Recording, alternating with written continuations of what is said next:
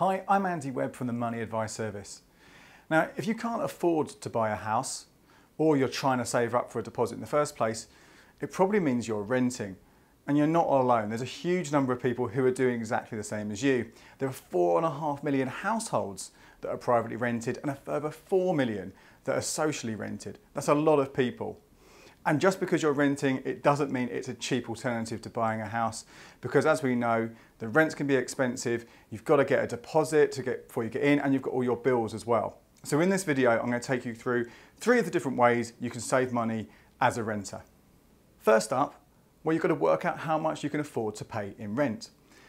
And that's not simply a case of looking at your income and working out what you've got left from that to pay for the rent. You also need to prepare a little budget about all the other costs. Think about the bills that are going to come through, so energy, council tax, stuff like that. Also, you've got the security deposit you've got to pay up front. And it might well be that if you're overextending yourself too much on the monthly payments, there's not enough money there for that big payment up front.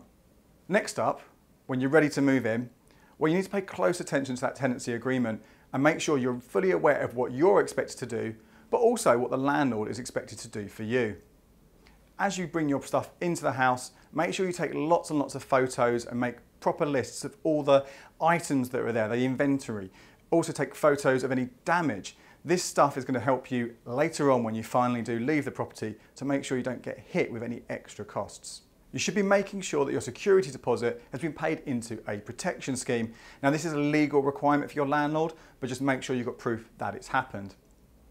And finally, if you're going to be sharing with other people, make sure you've got a really clear understanding right at the front, all those different responsibilities, especially paying those bills.